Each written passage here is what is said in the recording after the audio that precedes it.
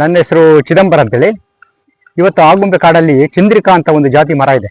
ಅದು ಗೊತ್ತಿಲ್ಲ ನಿಮಗೆ, ಬಲ್ಲೆ ಆಗುತ್ತೆ ನೋಡಿ. ಇದು ಚಂದ್ರಿಕಾ ಅಂತೇಳಿ, ಅದರದ್ದು ಹೂ ಇದು ಈ ಕಾಲಲ್ಲಿ ಹೇಸತ್ತಲ್ಲ, ಮಳೆಗಾಲ ಟೈಮಲ್ಲೆಲ್ಲ ಹೇಸತ್ತೆ, ನಂಜು ತಿನ್ನತ್ತೆ, ಒಂಥರ ಬೆರಳು ಸಂಧಿ ಎಲ್ಲ ಒಂಥರ ಗಿಜಿ ಗಿಜಿ ಗಿಜಿ ಆಗಿರುತ್ತೆ. ಅದಕ್ಕೆ ಏನ್ ಮಾಡ್ಬೇಕಂತ, ಇದ್ರದ್ದು ಎಲೆ ಮತ್ತೆ ಅರ್ಶಿನ ಪುಡಿ ಆದ್ರೂ ಆಗುತ್ತೆ, ಇಲ್ಲದ್ರೆ ಹಸಿ ಅರಿಶಿಣ ಆದ್ರೂ ಆಗುತ್ತೆ.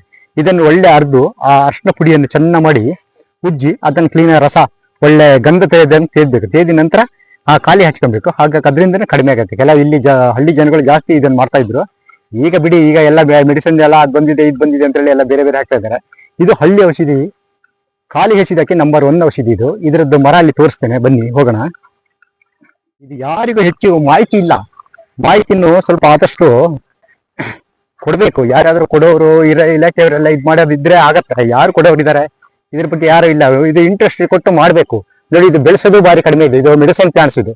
ನೋಡಿ, ಇದು ಚಂದ್ರಿಕಾ ಅಂದ್ರೆ ಇದೆ ಮೆಡಿಸಿನ್ ಪ್ಲಾಂಟ್ಸ್. ಇದು ರೆಂಬೆ ನೆಟ್ಟರು ಬರುತ್ತೆ, ಬೀಜ ಹಾಕ್ಬೇಕಂತ ಏನಿಲ್ಲ, ಬರೀ ರೆಂಬೆ ನೆಟ್ಟರು ಸಾಕು, ಅಷ್ಟು ಚೆನ್ನಾಗಿ ಬರ್ತದೆ. ಇದೇನು ಮಧ್ಯೆ ಜಾಗದಲ್ಲೆಲ್ಲ ಎಷ್ಟು ಜಾಗ ಯಾವ್ದಾದ್ರೆ ಬೇಲಿ ಸೈಡ್, ಹಳ್ಳಿ ರೈತರು ಬೇಲಿ ಸೈಡ್ ಅಲ್ಲೆಲ್ಲ ಇದ್ರೆ ಇದು ಒಂದು ಗಿಡ ಹಾಕೊಂಡ್ಬಿಡ್ಬೋದು. ಯಾಕಂದ್ರೆ ಮಳೆಗಾಲ ಟೈಮಿಗೆ ಬೇಕಾಗುತ್ತೆ, ಮಳೆಗಾಲ ಟೈಮಿಗೆ ಉಪಯೋಗ ಬರೋದು ಇದು. ಹಾಗಾಗಿ ಇದನ್ನು ಸ್ವಲ್ಪ ಆದಷ್ಟು ಬೆಳೆಸಿ ಅಂತ ನಾನೊಂದು ಸಣ್ಣ ವಿಡಿಯೋ ಮಾಡ್ತಾ ಇದ್ದೀನಿ.